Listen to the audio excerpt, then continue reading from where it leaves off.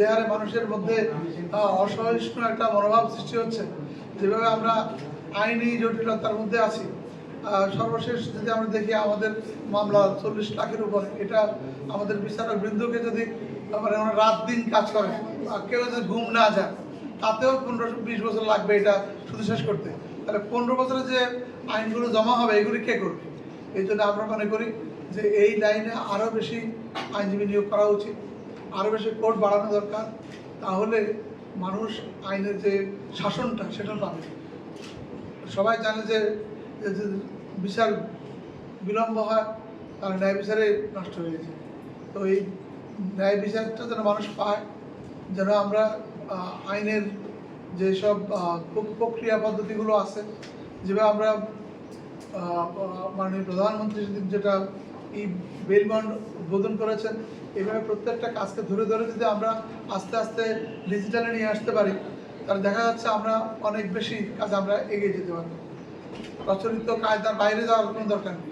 বর্তমান যে পদ্ধতিটা আছে এই পদ্ধতিটাকে আরও কত বেশি ইফেক্টিভলি ইউজ করতে পারি আমরা, সেদিকে মনোযোগ দিতে পারি আমরা। তাহলে দেখা যাচ্ছে যে আমরা একটা নতুন সিস্টেম চালু করতে যে সময়টা লাগবে সেই সময়টা আমরা বাঁচাতে পারবো। তো এখানে যারা আছেন বিজ্ঞ আইনজীবীবৃন্দ এবং বিজ্ঞ বিচারকবৃন্দ, ওনারা এটা নিয়ে ভাববেন এবং নিজেরা প্রপোজাল রেডি করবেন এবং এটা সরকারের দৃষ্টি আকর্ষণ করবেন।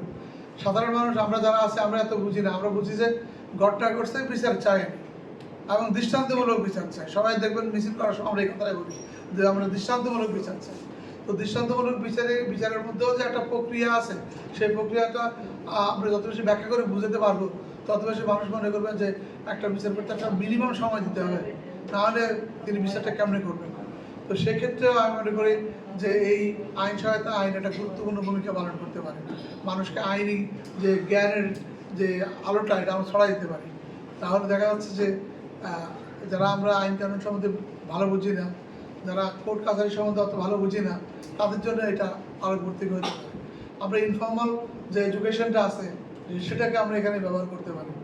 আমি বিশ্বাস করি যারা এখানে আজকে উপস্থিত আছেন সবাই যার যেখানে সুযোগ আছে, যেভাবে অবদান রাখতে পারি, সে যদি সেভাবে অবদান রাখি, নিঃসন্দেহে আমাদের আইনের যে শাসন সেটা আমরা কায়েম করতে পারি।